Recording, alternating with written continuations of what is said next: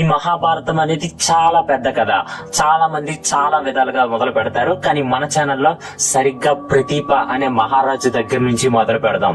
ఇతనికి మొత్తం 3 కొడుకులు. అందులో పెద్దవాడు దేవావి. అతనికి రాజ్యం అంటే గాని, సిరి సంపదలు అంటే గాని ఎలాంటి ఆశ లేదు. అలాగే అతనికి స్వచ్ఛంద మరణం అనే వరం ఉంది కాబట్టి రాజ్యాన్ని వదిలేసి హిమాలయాలకు వెళ్ళిపోతారు. అక్కడ అతనికి అతి సుందరమైన శంబాల నగరం కనిపిస్తుంది. కల్కి భగవానుడు కూడా ఇక్కడే పుడతారు అని తెలుసుకున్న దేవావి అక్కడే కలియుగం చివరి వరకు ఉండాలని నిశ్చయించుకొని ఉండిపోతారు. ఇంకో రెండో కొడుకు పేరు బాహ్లికుడు. ఇతను చిన్నప్పటి నుంచి వాళ్ళ మేనమామ దగ్గర ఎక్కువ పెరగడం వల్ల అతనికి రాజ్యం గురించి కానీ, రాచరికం గురించి కానీ ఏ మాత్రం కూడా తెలియదు. అయితే అందులో చివరి అంటే 3వ కుమారుడే సంతనుడు. అతనే ఇంకా ప్రతీపుడికి ఆశగా మారాడు. అయితే ఒక రోజు ప్రతీపుడు గంగా నది తీరంలో ధ్యానం చేస్తుంటే గంగా అనే ఒక అమ్మాయి అతన్ని చూసి చాలా ఇష్టపడింది. ఈ గంగా అనే అమ్మాయి ఇంకెవరో కాదు, స్వయంగా గంగాదేవియే. వెంటనే గంగాదేవి వెళ్లి నేరుగా అతని కుడి తొడపై కూర్చుంది. వెంటనే ప్రతీపుడు కళ్ళు తెరిచి చూస్తే ఒక అమ్మాయి తన తొడ మీద కూర్చొని ఉంది. ఎవరు నువ్వు అని అడిగితే, మిమ్మల్ని చూసినప్పటి నుంచే నేను ఇష్టపడ్డా, నన్ను పెళ్లి చేసుకోండి అని అడుగుతుంది. దానికి ప్రతీపుడు, అమ్మ నువ్వు తెలుసో తెలియక వచ్చిన కుడి తొడపై కూర్చున్నావు, అందుకు నువ్వు నా కూతురితో సమానం. అదే గాని నువ్వు ఎడమ తొడపై కూర్చొని ఉంటే నువ్వు నా భార్యతో సమానం. కానీ ఇప్పుడు నిన్ను నేను కూతురుగా మాత్రమే చూడగలను అని చెప్తారు. అప్పుడు గంగామాత, మిమ్మల్ని కోరి వచ్చిన స్త్రీని కాదంటావా?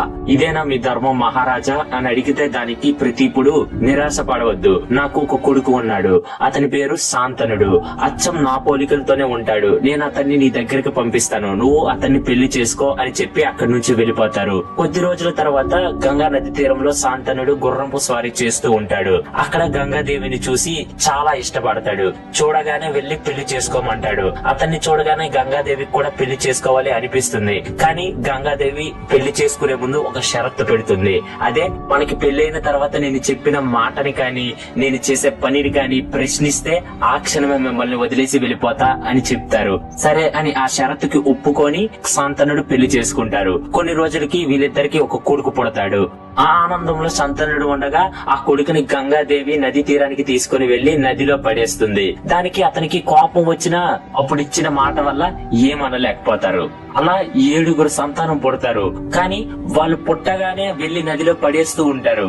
అయితే 8వ సంతానం కూడా పుట్టగానే తనను కూడా నదిలో పడేయడానికి సిద్ధమవుతుంది గంగాదేవి. ఇంకా తన కోపాన్ని ఆపుకోలేక, నాకు వారసుడు కావాలి, నువ్వు మళ్ళీ ఇలా చేయటానికి వీలు లేదు గంగా అని చెప్పగానే గంగాదేవి, మీరు నాకు ఇచ్చిన మాటను తప్పారు, నేను చేసిన పనిని ప్రశ్నించారు కాబట్టి నేను మిమ్మల్ని వదిలేసి వెళ్ళిపోతున్నా. కానీ వారసుడు అని అంటున్నారు కాబట్టి ఈ పిల్లాన్ని ఒక పెద్ద యోధుని చేసి మీకే మళ్ళీ తిరిగి ఇచ్చేస్తా అని చెప్పి అక్కడి నుంచి పిల్లాన్ని పట్టుకొని గంగాదేవి వెళ్ళిపోతుంది. ఫ్రెండ్స్, ఇక్కడ మీరు గంగాదేవి అలా ఎందుకు చేశారు అని అనుకుంటూ ఉంటే, ఆ 8 మంది పిల్లలు ముందు జన్మలో వశిష్ఠుడి చేత శపించబడ్డారు. వచ్చే జన్మలో మనిషిలా పుట్టి మళ్ళీ మరణిస్తేనే వాళ్ళకి శాప విమోచనం కలుగుతుంది అని చెప్పారు. అందుకే గంగాదేవి వాళ్ళు పుట్టగానే వాళ్ళని చంపేసి వాళ్ళని శాప విముక్తుల్ని చేసేవారు.